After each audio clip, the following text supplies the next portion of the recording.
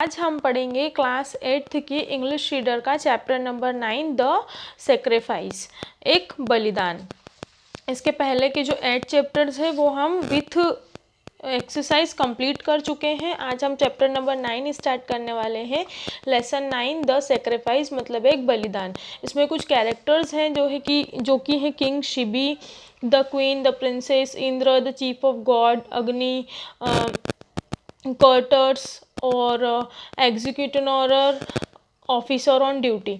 तो क्या होता है, ये स्टार्ट होती है कहानी कर्टन्स ओपन्स मतलब कि पर्दे खुलते हैं। King Shibi is sitting on his throne in a pillars hall facing the courtyard, an open courtyard with gardens and fountains. King Shibi is known for his justice.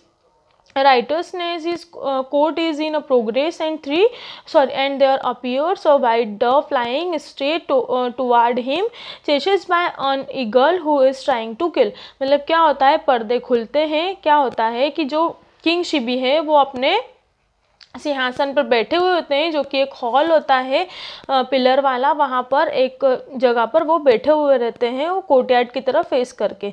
वहाँ से गार्डन दिखता है, गार्डन में फाउंटेन दिखते हैं। और किंग शिबी को क्यों जाना जाता था? किंग शिबी को उनके न्याय के लिए जाना जाता था और उनकी सत्यता के लिए सभी लोग जानते थे। तो क्या हुआ, अचानक से एक जो डव मतलब कि एक कबूतर जो है वो उड़ता हुआ आता है, जिसको कि एक ईगल उसका पीछा कर रहा होता है। ईगल का मतलब होता है गरुड़ राज। वो उड़ते हुए राजा के जो कोर्टयार्ड में जहाँ वो बैठे थे वहाँ पर आता है। सेकंड क्या है, king, oh what an innocent bird. King कहते हैं कि ये कितना मासूम सा पक्षी है। ही ओपन्स हिज रोब and the white Dove quickly flutter in the nacelle, they are panting, the trembling against his heart। उसके बाद अचानक से वो अपने जो पर्दे हैं वो खोलते हैं और उसको आने देते हैं। इस eagle rushing before the throne, burning with anger, surrender my prey। King, जो ईगल रहते हैं वो बहुत ज़्यादा गुस्से में होते हैं और क्या कहते हैं कि मुझे मेरा शिकार वापस लौटा दो।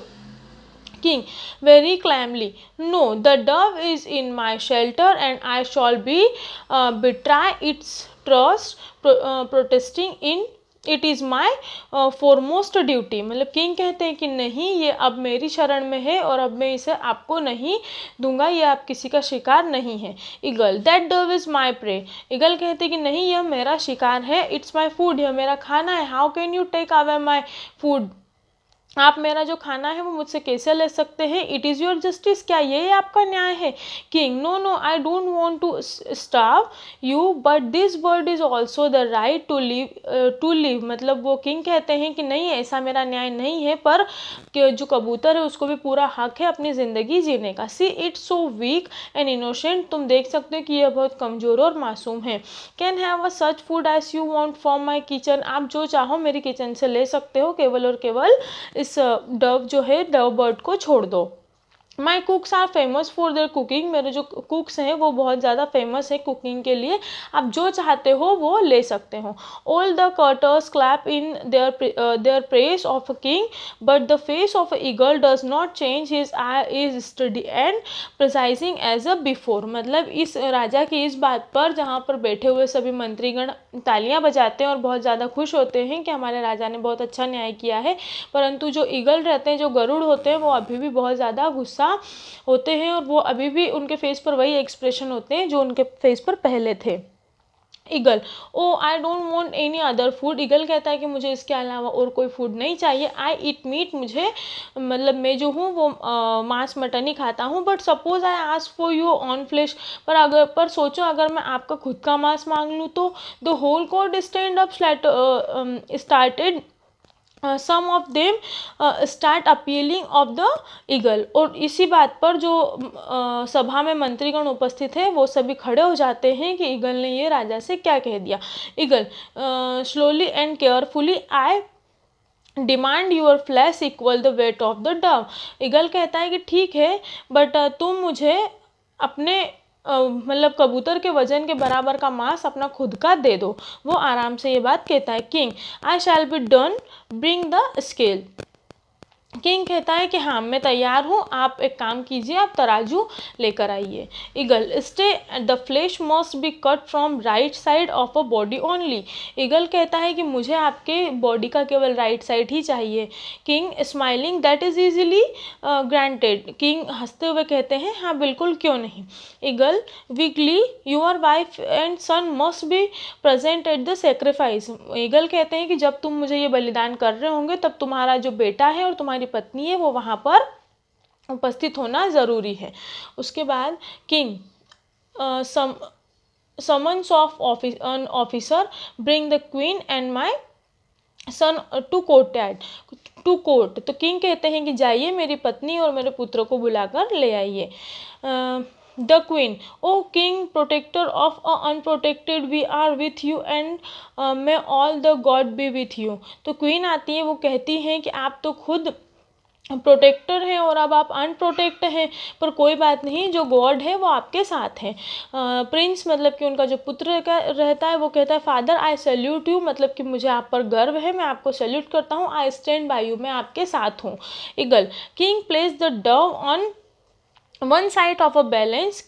ईगल क्या करता है कि जो डव पक्षी होता है उसको एक साइड बिठाता है तराजू के। Tell your officer to cut your flesh, और तुम्हारा जो भी यहाँ का कर्मचारी है या उसे कहो कि तुम्हारे राइट साइड का जो मांस है वो काटना शुरू कर दे। The officer proceed to cut the king flesh, the whole court cries and mercy, but the king is not disturbed. He lets the officer cut the flesh from his leg, to dismay of a whole court. With each addition of a king flesh, the dove grow heavier, the weight of two could not be balanced। और यह देखकर जो पूरी सभापति और सभागण होते हैं वो बहुत ही ज़्यादा दुखी हो जाते हैं कि हमारे जो राजा हैं वो बहुत ज़्यादा दयालु और सेक्रीफाइस करते हैं। और जैसे जैसे वो अपना जो मांस रहता है वो काट के तराजू के दूसरे हिस्से में डालते हैं, वैसे वैसे वो कबूतर का वजन है वो ज़्यादा बढ़ता चले जाता है। King O said how awful, a tear drop from his left eyes. और उसके बाद जो किंग होते हैं वो अपनी लेफ्ट आइज से आंसू बहाते हुए कहते हैं कि अरे यार ये क्या हुआ। Eagle, thundering stop, I refuse to take on wailing sacrifice, your tear destroy to value of your gift. Eagle कहता है कि रहने दीजिए, मुझे आपका मांस नहीं चाहिए, आप रोते हुए मुझे ये बलिदान दे रहे हैं, मुझे ये बिल्कुल भी पसंद नहीं आया, इससे आपके बलिदान की वैल्यू जो है वो घट जाती है। King, gently, no my friend, you are mistaken. It is only my left side that whips for the weak and the unprotected. I am your food, now you can eat me. My fate is such that my flesh is not sufficient to protest the dove. King कहता है नहीं, मैं इसलिए नहीं रो रहा हूँ कि मुझे दर्द हो रहा है, मैं इसलिए रो रहा हूँ कि मेरी पूरी राइट साइड है वो पूरी ख़त्म हो चुकी है, फिर भी मैं डव के बराबर का वेट नहीं कर पाया हूँ। आप चाहें तो मुझे लेफ्ट साइड से भी खाना स्टार्ट कर सकते हैं।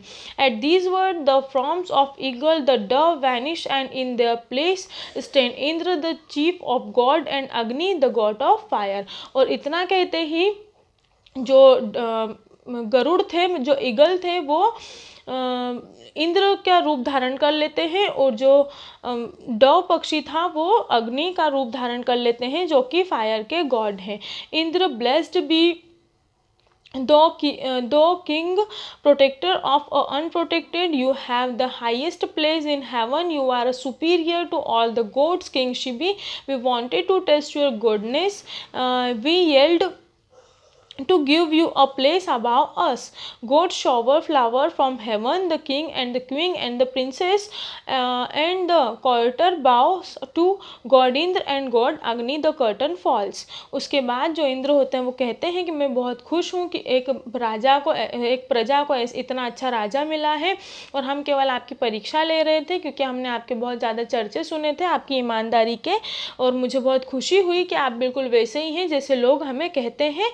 और इसके बाद जो स्वर्ग से हैं राजा के लिए फूल बरसाए जाते हैं, और इंद्र द्वारा कहा जाता है कि आप एकमात्र ऐसे हैं जो स्वर्ग में स्थान लेने के योग्य हैं। ये सारे ये सारी जो स्टोरी है वो चैप्टर नंबर 9 की है। इसकी एक्सरसाइज हम हमारे नेक्स्ट वीडियो में देखेंगे। इसकी एक्सरसाइज थोड़ी बड़ी तो नहीं है, बाकी फिर भी इसकी एक्सरसाइज हमें नेक्स्ट वीडियो में देखनी पड़ेगी, अदरवाइज़ जो वीडियो है वो बहुत ज़्यादा लंबा हो जाएगा और बहुत बड़ी वीडियो हो जाएगी। ठीक है, तो अगर आपको मेरी वीडियोज़ पसंद आती है तो कृपया चैनल को सब्सक्राइब कर दें।